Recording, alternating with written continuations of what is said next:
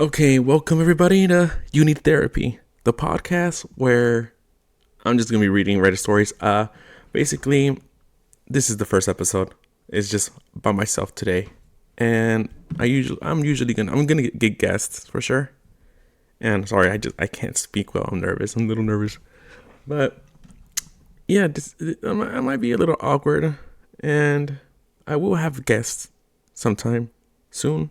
Hopefully, next episode I will be uploading once a week. Hopefully, I'll try my best. And yeah, let's just jump to the first story. Okay, the first one comes from "Am I the Asshole?" Okay, I'm sorry if it's loud. Let me lower. Yeah, okay. Am I the asshole for getting a woman fired over VeggieTales? All right. My wife and I unfortunately have our son in daycare. It's unavoidable. A few months ago, I picked him up, and when I asked him about his day, he told me about a show they watched with cartoon vegetables. When I dropped them off the next day, I asked the teacher if they watched VeggieTales. She said they didn't show the kids anything inappropriate. I asked, but did they watch VeggieTales? She refused to give me a straight answer. I said, oh God, I choked. Okay, I said I don't want him to watch VeggieTales. She said he wasn't going to be allowed to watch anything inappropriate. That day when I got home, I asked, did you watch VeggieTales? He did. I emailed the administration. They assured me no VeggieTales. It is not an approved media to show the kids. It has never and will never be shown.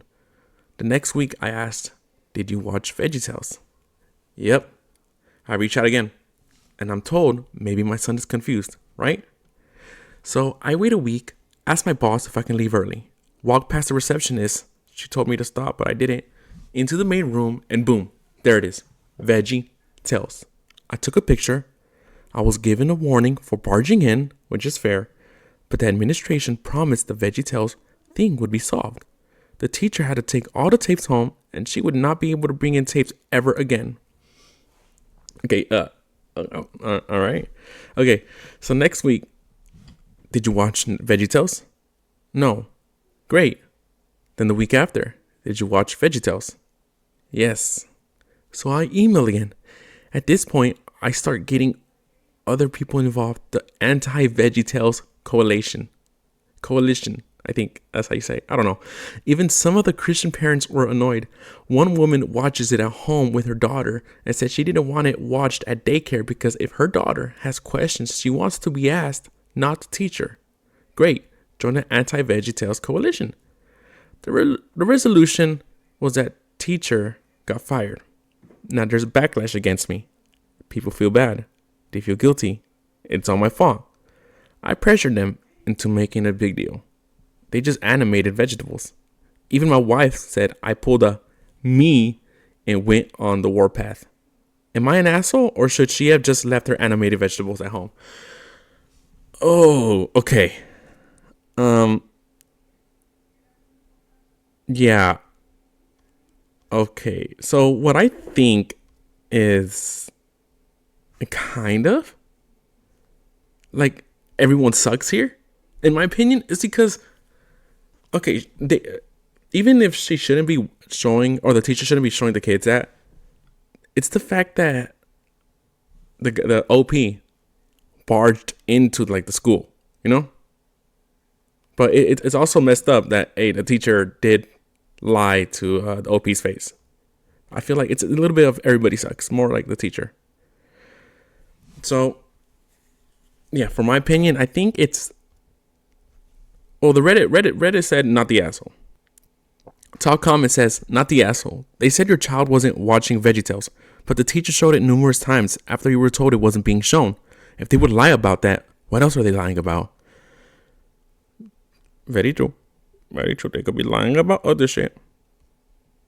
But hey, this is where I would like to talk to the guys. Like, what do you think? What do you think? What do you think? And I'm like, oh, this is what I think. This is what you think. Yeah. But no, since there's no guest today, it's just me, myself, and I. So it's kind of like a little bit awkward of me just talking to myself and hearing myself in the headphones. So yeah. Okay, so we're gonna move on to the next story, which is called Am I the asshole for congratulating my family on losing me and keeping my cheating ex-girlfriend? Oh, okay. I, 23 male, dated Hannah, 23 female, for 7 years. I loved her and we lived together for 3.5 years when I found out she was cheating on me. It wasn't one time or one person either. She had been cheating for years and there were 3 guys that I knew about. Oh, fuck. Yeah, no, not 3 guys. There's probably more, man. One of them got her pregnant and then dumped her, which is the only reason I found out she was cheating. And why did she cheat? She didn't want to be with me anymore, but didn't want to lose my family because they treated her better than her own family treated her. Even before we started dating, she loved my family, and now I question if she dated me to have my family in her life more. So I ended things with Hannah as soon as I found out about the other guys, and she admitted to several years and 3 different guys. Whether that's the whole truth, I won't ever know. At first, I thought my family would be on my side and would cut her off and be there for me. But after 6 weeks, I discovered my mom and my sister were talking to Hannah every day and checking on her.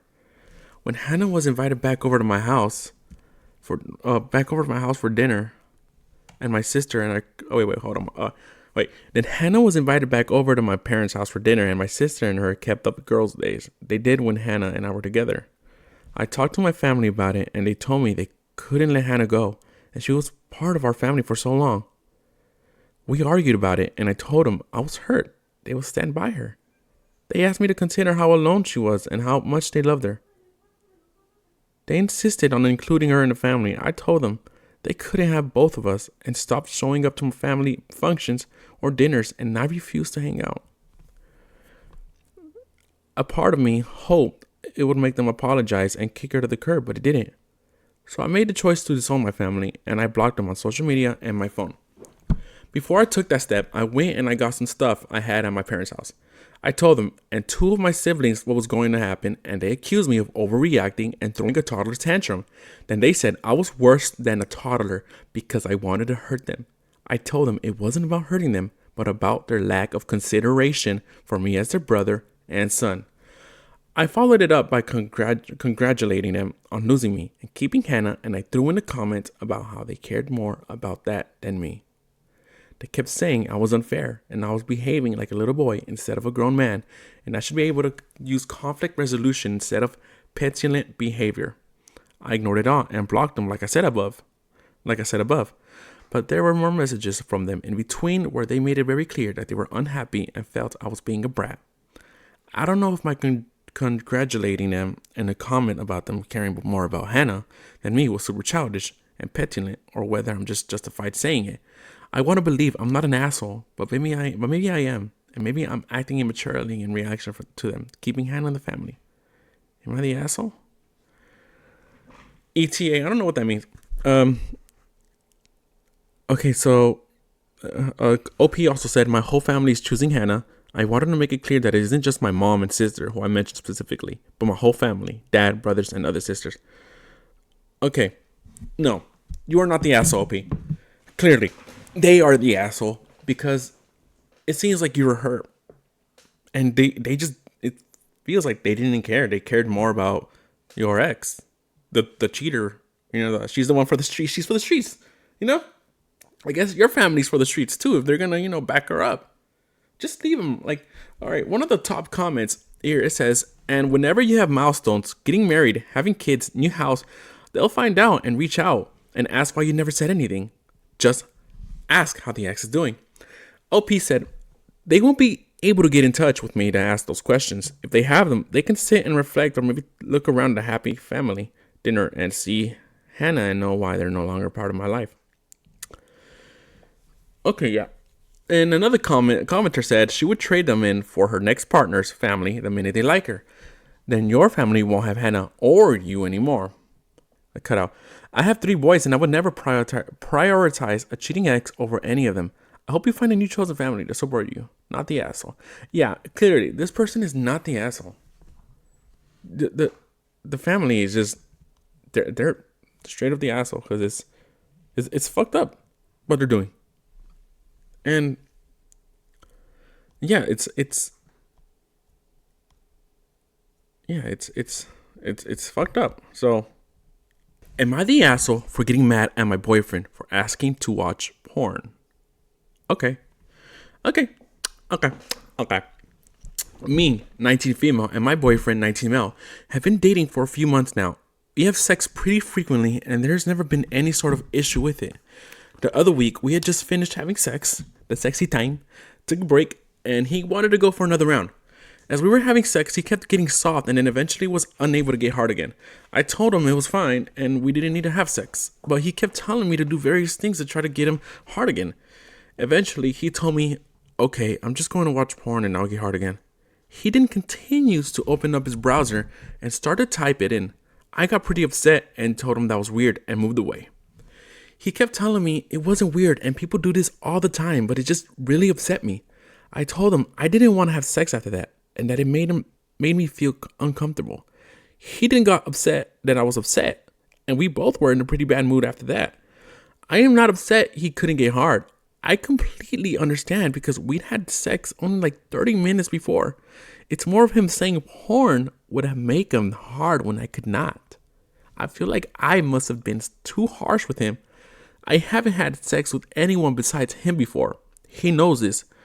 Whereas he has plenty of time, so I don't know if this is something common for guys to do. I just feel like I put him in an awkward situation and I'm wondering if I should have handled this differently. Am I the asshole?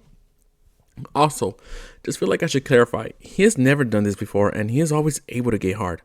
This just came super randomly. Otherwise, I'd blame it on porn addiction or something.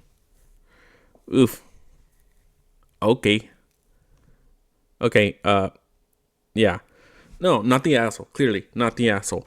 Yeah, one of the top comments says, I don't think anyone's an asshole here. It sounds like your boyfriend wanted to impress you with round 2 before he was ready, panicked because he couldn't stay hard and thought porn might help. All pretty normal.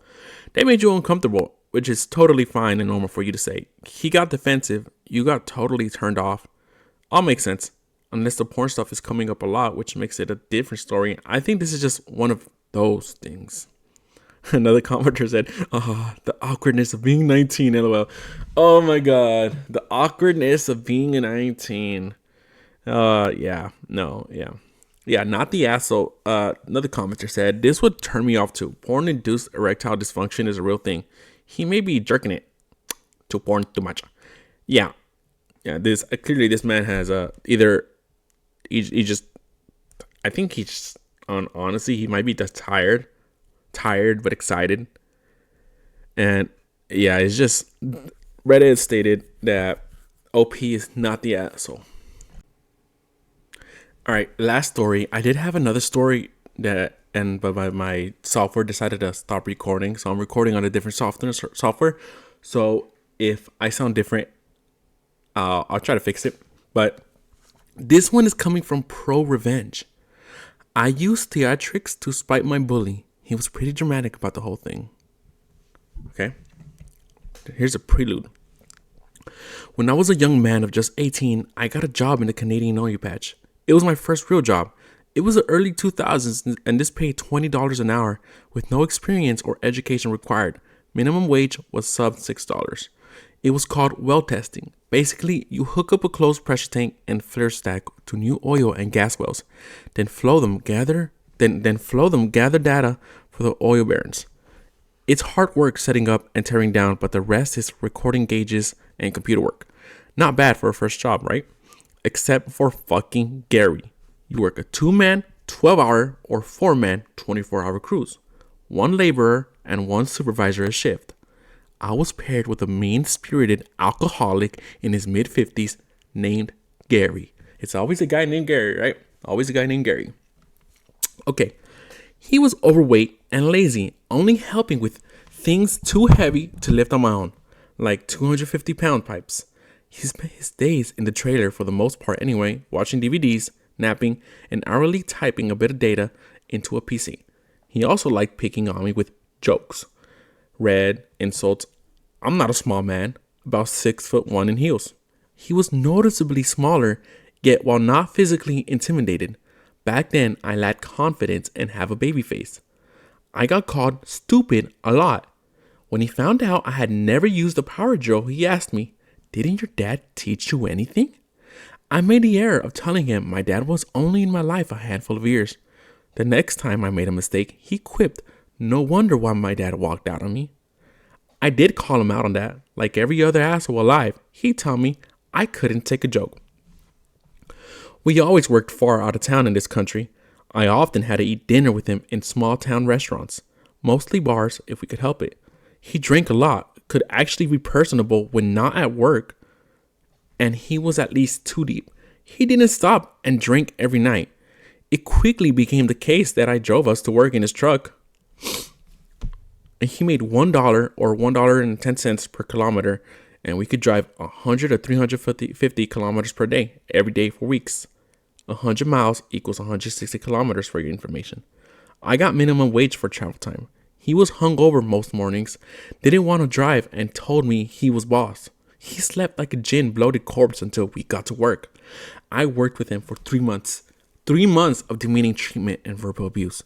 I don't react much. It's still true everyone has their breaking point. I was very used to bullying by then. Long story, I just get silent.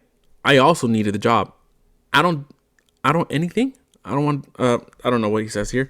But until I do, I don't do nothing forever. The first step in my quest, this was in parts. Okay, so part 1, the power of love. The first step in my quest for vengeance was remembering that it's impossible to defeat evil with the power of love. Oh my God. Part 2, the power of terror. One night while we were out of town, during dinner, I mentioned to Gary it's pretty lame he sleeps most of the time while I drive his truck and he gets paid.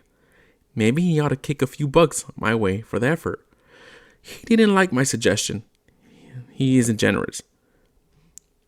The last hinge must have crumbled because he came unglued. More verbal abuse, and I was young. It actually reduced me to angry tears. When he threatened my job, it was a bad feeling, so I resolved to at least get away from him. Okay, so the OP here, I don't think English is a first language, or it's really bad written, so I'm gonna try my best to make it sound better. He says, OP says, I'd been taking notes because I wanted a different crew anyway. My breaking point was achieved. This is usually when my instinct for self-preservation diminishes and impulsive thoughts have fewer safeguards. I wanted to go home. Not revenge, but serendipity delivered the next morning. Gary was once again in his travel coma and I drove us to work. About 30 kilometers from side of the highway on a pullout was a semi-truck. Luck would also have it was running and trucker was outside his rig. I quickly formulated a plan. Gary always needed to be woken with intent, so he didn't stare when I stopped. Go out and ask the friendly driver for a favor. The trucker man agreed in my terms, got back in the semi to await the signal. Gary, blissfully sleeping off the last of his nightly whiskey, also failed to notice when I maneuvered his truck, parking it. We were nearly bumper to bumper facing the big beautiful Peterbilt. I lit the beacon. The truckers of Rohan answered with their own headlights. Like the horn of Helm Hammerhand sounding in the deep, the trucker hit his air horn with amazing commitment to instilling fear. I did my part by honking Gary's truck gleefully in respite and screaming my ass off. I cried bloody murder at blast level and yelled, "Fuck, we're gonna die." Oh my God, dude, this OP. Striking like a battalion of bombers singing a chorus of fire. The glorious cacophony lasted less than a minute. When it hit him, Gary dented the ceiling. Good thing he's thick as cement, or that might have hurt. He rocketed up with such force because the amount of shit he rapidly expelled into his pants kept him in his depth to his own bowels until retirement. The wonderful sound of his anguished howls segued quickly into apoplexy and rage. While coming to terms with what I had done, he couldn't correctly choke out his death threats. I reversed, peeled off before he decided to get out to make good and gave the trucker a wave. I got about 10 meters down the road when Gary felt they needed to tell me he had dangerously high blood pressure and I could have killed him with a stroke. About 4 years later, I went to paramedic school. So yes, in hindsight, I agree with his assessment. Sucks for him. At 18, I had legitimately no idea what a stroke was. What would I even do? Probably ignore him like they did with Stalin. I think he was just extra hungover or being lazier than usual by pretending half his body was paralyzed. Dead. I started laughing and told him he should probably calm down. Then I said, "Can't you take a joke?" He kept making incomplete threads and I just couldn't stop laughing, making it even funnier when he wouldn't shut up. Don't feed it, Gary. I love ugly laughing at angry people. I was a hyena. He was fighting the urge to kill me and the desire to not stroke out simultaneously. The struggle was weird. Whoa. Okay. The struggle was real. It took about 20 minutes more to get to the site. That dance continued the whole time. I even asked him if that was his normal shade of red. Arriving, he ordered me to get out, said I was fired, then stomped off to go call the company owner. Whatever. I had intermittent chuckles and smoked cigarettes while savoring my Kyric victory for the 4 hours it took the company owner to come pick me up. It was a medium-sized business, about 100 employees. He was a GM as well. I got some details. So, Gary wanted to involve the cops for attempted murder. The boss dissuaded him. Gary told one hell of a tale that left me looking like Satan. So I told him all about the necessity of Gary's punishment on the way back to the city. He had a good chuckle about it. He was actually a decent guy. I worked for him until I went back to school. I got moved to a different crew where I could be the lone sociopath. That's about it. I did get some street cred with the rest of the boys at the company. So edit. It says, I tricked my work bully into thinking he was dying in a motor vehicle collision with a semi-truck. Oh, God. Savage. Okay. Yeah, Gary's a dickhead. So, yeah, Gary deserved that. And, the company should have said, like, hey, he has high blood pressure. He should have said something. But, hey, he dishes it out. He should be able to take it, right? Gary should be able to take it if he's going to be doing jokes. That was a good prank. I actually did that once to my brother. There was we're behind a tow truck, and that tow truck had like a semi truck, the Big Mac trucks, like facing us in the freeway, and he was knocked out. And so when my brother was asleep, I decided to scream that we're gonna fucking die. He wakes up scared, and he's like, bro, what the fuck? Whoa. Oh. What's up, Alfred? What's up? Say hello. Yeah, I'm recording a podcast. Say hello. Oh, Monster? Yeah, my son and I have been watching Stranger Things. Yeah? We could watch Stranger Things in a bit, okay? Yeah, we're gonna watch Monster later. You should go get some Yum Yum. Yeah, go get Yum Yum. Yeah. Yeah, we're gonna go get some Yum Yum. You want Yum Yum? Yeah. All right, go to mommy. You're gonna go get some Yum Yum. But all right, guys, I think I'm gonna leave it at there for the first episode, and hopefully I'll be posting up more. So this is gonna be the first episode. Hopefully I get more guests, or I have a guest soon. And thank you guys for watching. This is You Need Therapy. Later.